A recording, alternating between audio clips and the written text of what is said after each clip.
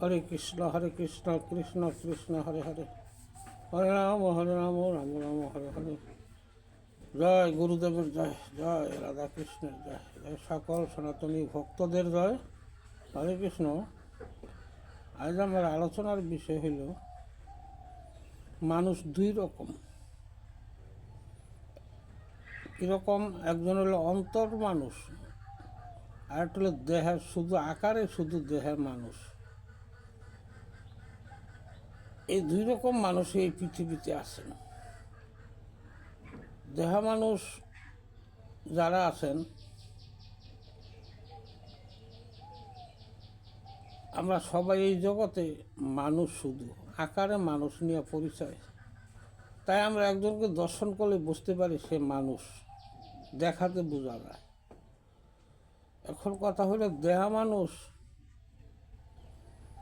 কীরকম? সে আকারে মানুষ সর্বদা এই দেহের গৌরব নিয়ে সে ব্যস্ত থাকে। সে যে অন্তরে যে তার আরেকটা মানুষ আছে, তাই না চিনতে না পারায় ক্ষমতার বলে একজন আরেকজনকে হত্যা করতে দ্বিধাবোধ করেন না। এই জগতের হাজার হাজার এরকম প্রমাণ রয়ে গেছে, আমরা সর্বদাই শুনতে পাই। যাদের ভিতরে অন্তর মানুষ না আছে তারা কিন্তু মানুষ না, আকারে মানুষ, তারা অমানুষে গণ্য। কারণ দেখতে মানুষ হলেই চলে না। এই আকারে মানুষগুলা সর্বদা তার নিজেকে নিয়ে ব্যস্ত হয়ে থাকে, অন্যের দিকে সে ফিরেও চায় না। সে নিজে সুখে থাকবো, নিজে সুখ শান্তি ভোগ করব, এই জগতে আমারই সব কিছু। যে অন্য কি হইল না হইল, সে যত বড় অসুবিধায় থাকুক, এগুলো তার ব্যাপার, এরকম তাদের চিন্তা ভাবনা থাকে। তারা সর্বদা কিছু কিছু গৌরব নিয়ে থাকে, রূপের গৌরব, যৌবনের গৌরব, জাতির গৌরব, ধন সম্পদের অহংকার, এগুলো নিয়ে তারা কিন্তু আছেন। এই অহংকারে সে সমাজের ভিতরে প্রকৃত শ্রদ্ধাবান হয় না। তাকে ভয়ভীতিতে হয়তো কেউ শ্রদ্ধা ভক্তি করতে চায়, কিন্তু অন্তর দিয়ে তাকে কিন্তু ভালোবাসে না। কারণ সে অন্তরের ভিতরে তার জায়গা নাই। সে যতই কিছু তাকে উপরে উপরে ভক্তি শ্রদ্ধা করুক ভয়ে, কিন্তু অন্তরে জায়গা দেওয়ার সে উপযুক্ত হয় না।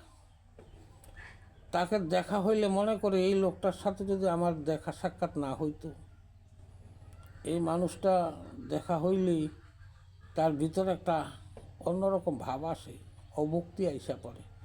তবু সে কী করে ভয়ভিত্তিতে তাকে ভক্তি শ্রদ্ধা করতে চায়। এখন কথা হইল, যাদের অন্তরে মানুষ জাগ্রত হয়েছে তারাই কিন্তু শ্রেষ্ঠ মানুষ। এই অন্তরের ভিতরে যারা জাগ্রত করে নিয়ে গেছে যে আমি মানুষ, আমার আকার মানুষটা কিন্তু পৃথিবীতে থাকবে না, এই আকার মানুষটা পড়ে থাকবে, অন্তরে যে আছে সেই কিন্তু চলে যাবে। এই চিন্তা ভাবনা যার ভিতরে আছে তারা কিন্তু অন্যায় অত্যাচার কিছুই করেন না, বরং সব মানুষের উপকার হয়। যার অন্তর মানুষ জাগ্রত হয়েছে তারা পরের দুঃখ সুখ নিজের দুঃখ সুখের মতো ভাবিয়ে থাকে। তারা সবসময় পরের উপকারের জন্যই তারা আছে ব্যস্ত। নিজে যদিও কষ্ট পায় বা নিজের যদি কোনো ক্ষতি হয়, কারো যেন কোনো ক্ষতি না হয়, সে এভাবে সে মানুষের সেবা যত্ন করে থাকে। তার মানুষের প্রতি শ্রদ্ধা ভালোবাসা এগুলা আছে যার অন্তর মানুষ যার জাগ্রত হয়েছে।